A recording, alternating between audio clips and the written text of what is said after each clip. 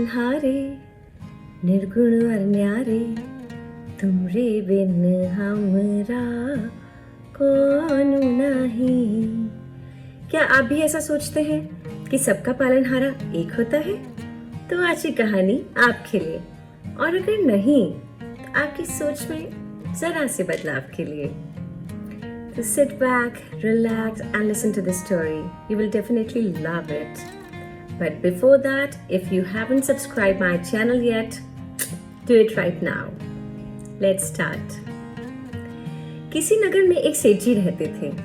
उनके घर के पास एक संत महात्मा जी रहा करते थे, जिनके आए दिन भजन कीर्तन का कार्यक्रम चलता रहता था। ऐसे ही एक रात महात्मा जी के यहाँ भजन कीर्तन चल रहे थे, जिसकी आवाज से सेठ जी की नींद खराब हो जाती है और वह सुबह सुबह अपनी शिकायत लेकर महात्मा जी के पास पहुंच जाते हैं और महात्मा जी से कहते हैं, ये रात को क्या हो रहा था? महात्मा जी काफी ठंडे स्वभाव के थे। उन्होंने प्यार से उत्तर दिया, भगवान के भजन कीर्तन चल रहे थे। अरे, भजन कीर्तन करते हो या सबकी नींद हराम करते हो? आप यह समझते हैं कि कोई व्यक्ति अच्छे से सोता है तब जाकर सुबह तैयार हो पाता है और फिर जाकर वो कमाता है और तब खाता है। बस सेठ जी का इतना कहना था कि सेठ जी और संत महात्मा जी में बहस सी छिड़ गई। महात्मा जी का कहना था कि खिलाने वाला तो सबको एक ही है, सबका पालनहारा तो वही है, वही सबको खिलाता है। सेठ जी ने कहा, तो क्या आपका पालनहारा आकर एक एक को खाना खिलाता है? महात्मा जी, किस जमाने की बातें करते हो? हम कमाते हैं तब खाते हैं। संत महात्मा जी ने फिर कहा, सेठ जी, सबको वही खिलाता है, आप तो सिर्फ निमित्त मात्र हैं। आपका कमाना और आपकी बीवी का खाना बनाना, ये आप निमित्त मात्र है, बाकी खिलाने वाला तो वही एक ही है।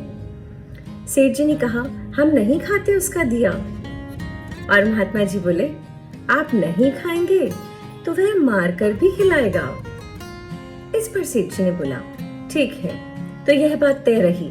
अगर अगले 24 घंटों में आपका भगवान आकर मुझे खाना नहीं खिलाता है तो आप ये भजन कीर्तन, ये सन्यासी जीवन हमेशा के लिए छोड़ देंगे। कहिए मंजूर है? साधु महात्मा जी ने कहा, मुझे मंजूर है, क्योंकि मैं जानता हूँ जब तक वो ना चाहे तब तक उसके भक्त का कोई बाल भी बांका नहीं कर सकता।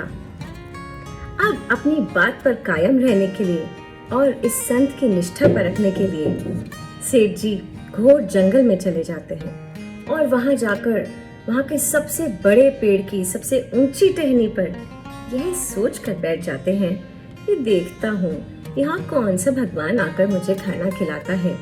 24 घंटे तो यूं बीत जाएंगे और बस संत की हार हो जाएगी और इस भजन कीर्तन के झंझट से हमेशा के लिए मुक्ति मिल जाएगी। उनका ये सोचना भर था कि उस पेड़ के नीचे एक मुसाफिर आकर रुका। कुछ देर आराम कर लेने के बाद वह अपना सामान लेकर वहां से चला गया, लेकिन एक थैला वहीं भूल गया। अब भूल गया कहो या छोड़ गया, क्या पता। और क्या पता, शायद भगवान ही मनुष्य रूप में आकर साक्षात आए हैं। इतने में वहां एक डाकुओं का गिरोह आता है। पूरे 5 डाकू थे, जिसमें से एक डाकुओं का सरदार था। उनमें से एक डाकू ने कहा, सरदार देखिए, यहाँ पेड़ के नीचे कोई थैला पड़ा है। सरदार ने कहा, जरा खोल कर देख, इसके अंदर क्या रखा है। खोलने पर देखते हैं तो गर्मा गर्म खाना। इस पर वो डाकू बोला, उस्ताद, इसमें तो गर्मा गर्म खाना है, शायद भगवान ने हमारे लिए ही छोड़ा है, भूख भी बहुत लगी है, चलिए अपन तो खाना खाते हैं। लेकिन ये जो हमारे डाकुओं के सरदार थे ना, ये भी कुछ कुछ सेठ जी जैसे थे। उन्होंने कहा, तेरा भगवान आकर यहाँ पर खाना रख के जाएगा तेरे लिए? यह जरूर किसी दुश्मन की चाल है, जिसने हमारे लिए जहर मिलाकर यह खाना रखा है, जो हम खाएं और मर जाएं। जरा जाकर देखो आसपास, वो यहीं कहीं छुप कर बैठा होगा। चारों डाकू किसी अनजाने दुश्मन की खोज में निकल पड़ते हैं और इधर सरदार जो पेड़ के नीचे खड़ा था, उसकी नजरें भी दुश्मन को ढूंढ रही थी। अचानक जैसे भगवान ने इशारा किया, जरा ऊपर देख। अब जैसे ही सरदार ऊपर देखते हैं तो बेचारे हमारे सेठ जी डरे सहमे पेड़ पर बैठे थे। सरदार चिल्लाया, अच्छा तो तू यहाँ छुप कर बैठा है, खाने में जहर मिलाकर पेड़ के ऊपर चढ़ गया। तूने क्या सोचा कोई तुझे देखेगा नहीं? चल नीचे उतर और ये खाना खा। सेठ जी ने अपनी सफाई पेश करी, मैंने कोई खाना नहीं रखा, यह तो कोई मुसाफिर आया था और उसी ने खाना रखा है, मैं नीचे नहीं आऊंगा। डाकुओं का सरदार फिर से बोला, नीचे तो तुझे आना पड़ेगा और यह खाना भी तुझे ही खाना पड़ेगा। 2 डाकुओं को भेजकर सीधा सेठ जी को नीचे बुला लेते हैं। अब सेठ जी चारों ओर से डाकुओं से घिरे हुए बेचारे थर थर कांप रहे थे। अब सरदार ने फिर से जोर से कहा, चल ये खाना खा, तूने जहर मिला के हमारे लिए रखा है ना, अब तू ही इसे खा। सेठ जी बेचारे, मैं कतई ये खाना नहीं खाऊंगा, मैं ये खाना नहीं खा सकता। क्यों? क्योंकि इसमें जहर मिलाया है? नहीं, वो बात नहीं है सरदार, लेकिन मैं ये खाना नहीं खा सकता। अब डाकुओं के सरदार को बार बार मना करने का क्या अंजाम हो सकता है। सरदार ने सेठ जी गाल पर एक तमाचा जड़ दिया और सेठ जी को महात्मा जी की बात याद आ गई, ना खाओ तो वह मार कर भी खिलाता है। डाकुओं ने सेठ जी से मारपीट करी और उन्हें जबरदस्ती खाना खिला दिया। सेठ जी समझ चुके थे यह 5 और मैं अकेला, कुछ चलने वाली है नहीं, इसलिए उन्होंने भी चुपचाप खाना खा लिया।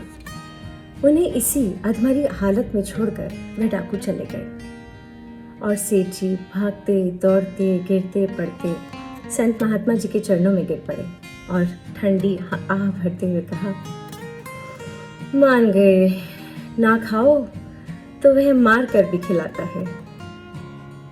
तो लीजिए, भगवान एक बार फिर से प्रूव कर दिया, ये सारा सिस्टम उन्हीं के हाथों में है और हम बस उनके हाथों कठपुतली भर हैं या फिर सिर्फ एक निमित्त मात्र हैं। फिर भी मेरा सोचना है कि हम कोई भी काम करते हैं, कोई भी कर्म करते हैं, तो कम से कम इतना तो सोचें कि शायद भला ना हो तो कोई बात नहीं, किसी का बुरा ना हो, किसी का दिल ना दुखे, हमारे काम से कोई हर्ट ना हो।